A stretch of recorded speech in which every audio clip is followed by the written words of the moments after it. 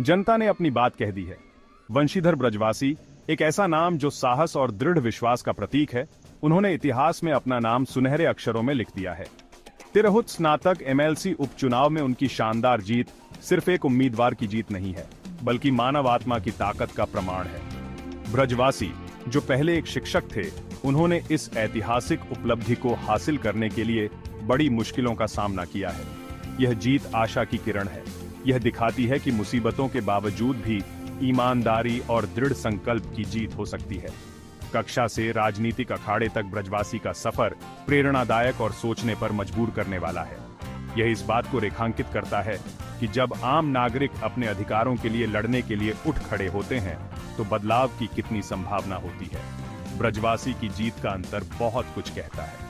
उन्होंने सत्ताधारी गठबंधन सहित प्रमुख राजनीतिक दलों के उम्मीदवारों के खिलाफ बढ़त हासिल की।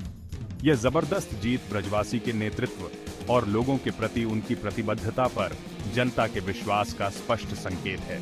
यह अवसरवादी राजनीति की पूरी तरह से अस्वीकृति है और मूल्यों पर आधारित नेतृत्व का एक सशक्त समर्थन है। वंशीधर ब्रजवासी की यात्रा मुजफ्फरपुर के राजकीय उत्क्रमित मध्य विद्यालय रक्षा पूर्वी के पवित्र गलियारों से शुरू हुई। यहाँ वह सिर्फ एक शिक्षक ही नहीं थे, वह एक गुरु, एक मार्गदर्शक और बेजुबानों की आवाज थे। अपने छात्रों के प्रति ब्रजवासी की प्रतिबद्धता अटूट थी। उन्हें अपने छात्रों की क्षमता पर विश्वास था और उन्होंने गुणवत्तापूर्ण शिक्षा के उनके अधिकार के लिए अथक संघर्ष किया।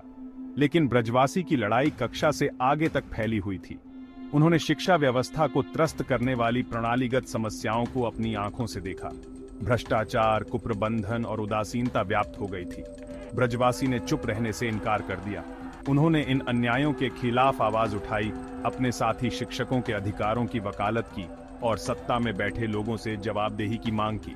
उनकी सक्रियता सत्ताधारियों को रास नहीं आई। न्याय के प्रति ब्रजवासी की अटूट प्रतिबद्धता को खतरे के रूप में देखा गया। अधिकारियों ने उनके द्वारा उठाए गए मुद्दों का समाधान करने के बजाय उन्हें चुप कराने का रास्ता चुना। एक ऐसे कदम से जिसने कई लोगों को चौंका दिया, ब्रजवासी को उनकी नौकरी से बर्खास्त कर दिया गया।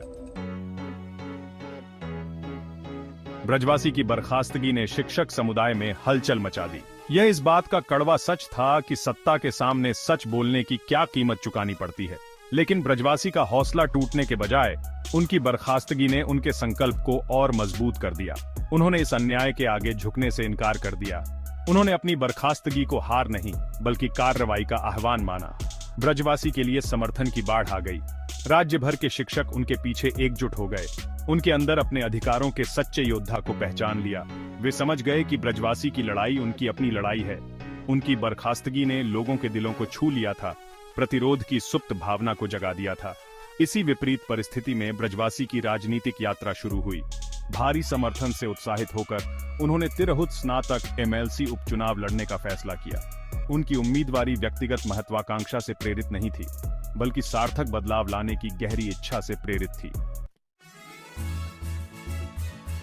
भाग 4, लहर प्रभाव। राजनीति में शिक्षकों के लिए एक नया सवेरा। देखते रहिए बिहारी लाल नरेश कुमार के साथ।